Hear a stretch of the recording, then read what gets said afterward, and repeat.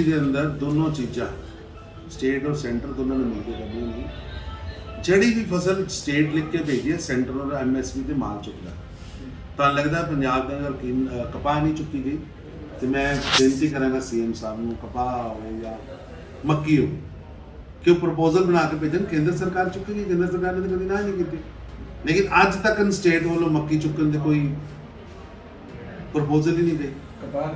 नहीं जी जाती वो चुकी जाती, कोई भी प्रपोजल डिसऑन नहीं हुई अज तक और ना ही होएगी किसानों के हित के अंदर नरेंद्र मोदी की सरकार।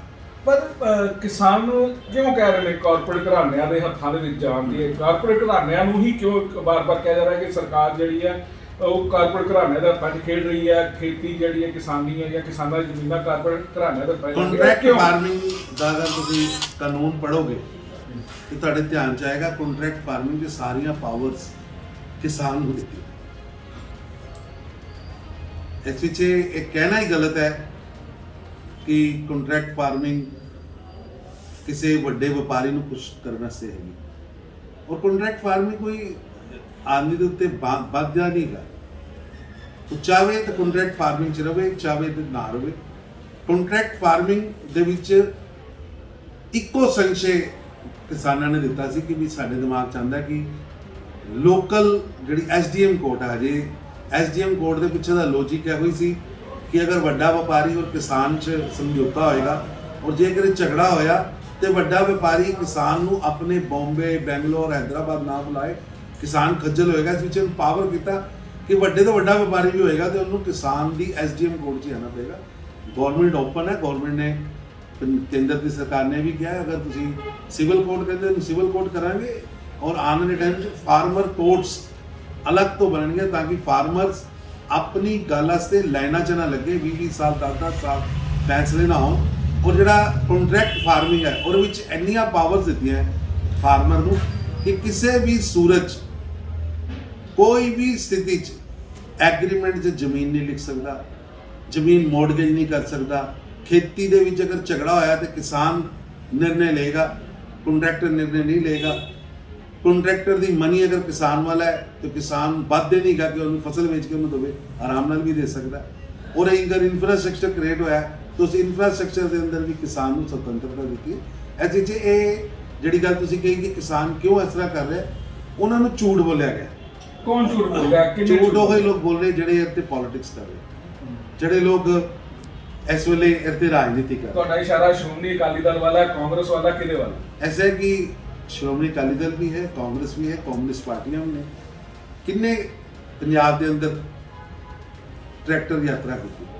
राहुल गांधी ने या सुखबीर बादल ने। कम्युनिस्टां ने मार्च किए, BJP ऑफिस से अग्गां लगियां, ट्रैक्टर साढ़े गड्डियां ते हमले किए तो यूथ कांग्रेस के लोगों ने। किसान ने तो कदे कदे हमला ही नहीं किया। ऐसे जो तुसीं यह कहो कि भी किसान अंदोलन के उत्ते राजनीतिक रोटियां सेकन का काम कुछ लोग कर रहे। पर क्या बीजेपी पिंडां दे विच जाके किसानां नूं समझाउण दी कोशिश करेगी? पिंड पिंड दे विच जाएगी? क्योंकि किसान इस टाइम बहुत ज़्यादा एजिटेट कर रहे हैं। तुसीं कह रहे हो कि किसानां नूं भड़काया जा रहा है कम्युनिस्टां वालों, श्रोमणी अकाली पूरे दल देश का और ਇਹਦੇ ਤੇ चर्चा करने से भी तैयार। किसानां नूं इंपावर्ड करने वास्ते ही ये 3 बिल लिया और बिल का एक ही अक्षर किसानों के हित च है। किसान ताकतवर हुए, अन्नदाता ताकतवर हुए।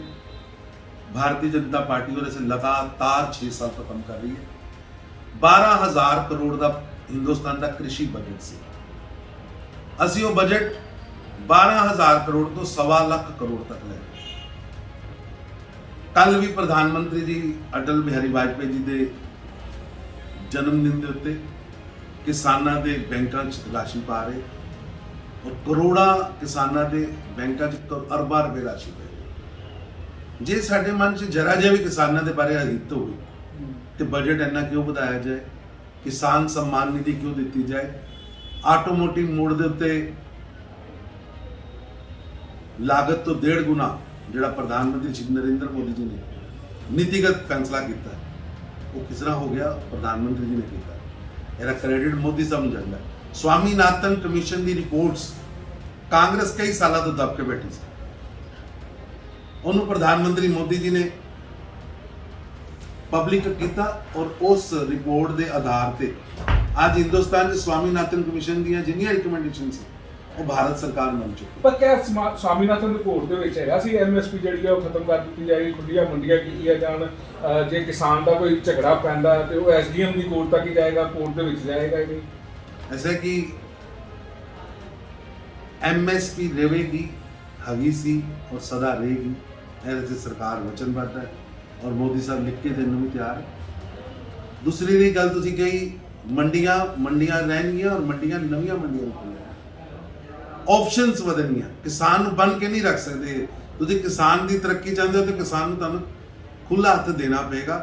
ਇਹੋ ਹੀ ਸੋਚ ਤੇ ਪ੍ਰਧਾਨ ਮੰਤਰੀ ਮੋਦੀ ਜੀ ਕੰਮ ਕਰ ਰਹੇ ਔਰ 7 ਸੰਸ਼ੇ ਸੀ ਕਿਸਾਨਾਂ ਨੂੰ, ਉਹ 7 ਦੇ 7 ਸੰਸ਼ੇ ਕਿ ਐਸਡੀਐਮ ਕੋਰਟ ਦੇ ਨਾਲ ਸਿਵਲ ਕੋਰਟ ਕਰ ਦਈਏ, ਫਾਰਮਰ ਕੋਰਟਸ ਅਲੱਗ ਖੋਲ ਦਈਏ ਤਾਂ ਕਿ ਫਾਰਮਰਸ ਨੂੰ ਸਹਾਇਤਾ ਹੋਵੇ। ਸਰਕਾਰ ਸਾਰੀਆਂ ਹੀ ਗੱਲਾਂ ਮੰਨ ਲਈਆਂ ਔਰ ਸਰਕਾਰ ਹਰ ਵੇਲੇ ਅੱਜ ਵੀ ਗੇਟ ਖੁੱਲੇ, ਅੱਜ ਵੀ ਅਸੀਂ ਪ੍ਰਸਤਾਵ ਭੇਜਿਆ ਔਰ ਮੈਂ ਕਿਸਾਨਾਂ ਨੂੰ ਬੇਨਤੀ ਕਰਾਂਗਾ ਜਿਸ ਖੁੱਲੇ ਮਨ ਦੇ ਨਾਲ ਸ਼੍ਰੀ ਨਰਿੰਦਰ ਮੋਦੀ ਦੀ ਸਰਕਾਰ किसान हितां से पिछले 7 सालों तो काम कर रही और अज भी हर गल असें तैयार है। सानूं उन्हां ते विश्वास करना चाहिए और प्रधानमंत्री मोदी जी का दिल भी वड्डा है और किसानों के प्रति बहुत आदर है। अन्नदाता भाग्य विधाता किसान मोदी जी दे नाल उन्हां दी नीतियां दे नाल चले। ये जिहड़ी नीतियां ते असीं अज चलदे वे जे असीं पावर नहीं करते, अगर ये सही ने तो 400 किसान आत्महत्या क्यों कर रहे हैं? अज किसान कर्जे थले क्यों डुब्बे? आमदन डबल किस तरह की जा सकती? ये सारिया फैसले प्रधानमंत्री मोदी जी ने लगातार पिछले 15 साल की एक्सरसाइज के बाद पर तरनजीत सवाल है, किसानों नाल भी यही गल की गई सी कि वो संशोधन लिए तैयार ने, सोधा लिए तैयार है सेंट्रल गवर्नमेंट। उन्होंने का कहना कि ये वही गल हो गई, किलो शहद की जगह आधा किलो जहर दे दिता, मरना सी फिर भी है। नहीं, किलो शहद की थां ते 1.5 किलो शहद दे। जहर नहीं शहद दे रहे, जहर नहीं दे रहे, शहद दे रहे। जदों किसान की फसल अज पानी की स्थिति घटती जा रही है, ਅਸੀਂ फसल बदलना चाहते हैं। अगर फसल बदलना चाहते हैं तो किसान को फसल बदलने से विकेगा कितने, पूरी चिंता है। और चिंता को कौन पूरा करेगा? और इसे सरकार योजना बना रही। और जो चर्चा के गेट खुले हो और जो चर्चा हो सकती हुए सानू उस चर्चा च पार्टिसिपेट करना चाहिए। सन तो गुरु साहब कह के गए, गुरु नानक साहब ने कहा बानी कि चर्चा करनी चाहिए, पूरी भी सुनो अपनी भी सुनाओ। उही मौका अज पीएम साहब दे रहे सानू, क्योंकि गुरुआं पैगंबरां साडे साधुआं की धरती है, 10 गुरुआं की चोप आए धरती है। सन पंजाब नूं अगे वधना और पंजाब नूं खेती नूं अगे वधाना और इसे प्रधानमंत्री मोदी जी का जिहड़ा ड्रीम है कि खेती एक ऐसा काम हो जिसके अंदर किसान और खेत दोनों खुश हो। कला की प्रेस बहुत महत्वपूर्ण अंग है और प्रेस लोकतंत्र के अंदर लोकतंत्र का चौथा स्तंभ है। किसी भी नेता नूं प्रेस के व्यक्ति के हाथ नहीं चुकना चाहिए। मैं और खंडन करना चाहे वो किसी भी पार्टी का नेता हो। और डिंपा जी के बारे में जानना, बड़े अच्छे व्यक्ति ने, लेकिन जिस तरह की हरकत हुई है निंदनीय है। क्योंकि कांग्रेस पार्टी रजवाड़ाशाही सोचते चल रही, चाहे वो कैप्टन साहब हो चाहे राहुल गांधी हो। डायनेस्टिक पॉलिटिक्स, रजवाड़ाशाही पॉलिटिक्स, जो तो रजवाड़ाशाही और डायनेस्टी पॉलिटिक्स होती है और अंदर नेतृत्व में लगता है कि पत्रकार, पॉलिटिशियन, वर्कर, लीडर ये सब मेरे दरबारी ने, पटियाला रियासत के दरबारी। ये जिहड़ा कांग्रेस के उस प्रदर्शन जो है जंतर मंतर, ये कैप्टन अमरिंदर सिंह की रजवाड़ाशाही सोच का प्रतिबिंब है। वो दिस रहा है कि उन्होंने प्रेस की महत्वता, व्यक्ति की महत्वता।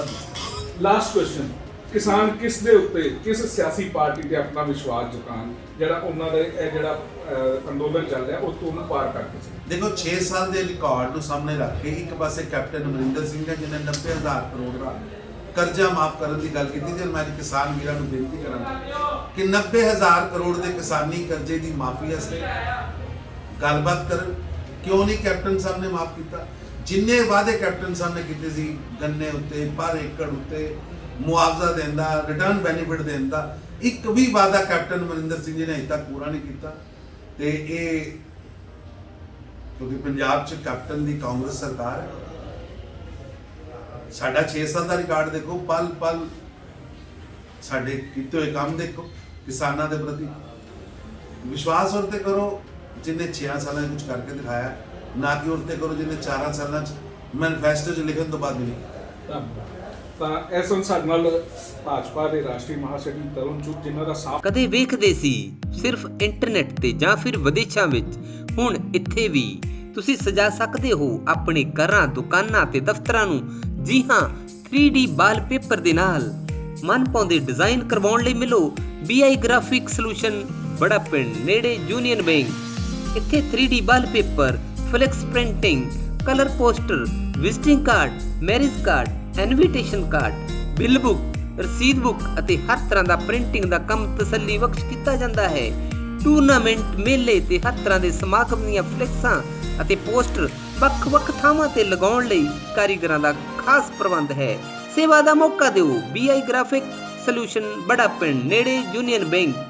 ਸੰਪਰਕ ਨੰਬਰ 01826 266 062 ਅਤੇ 98 550 92934।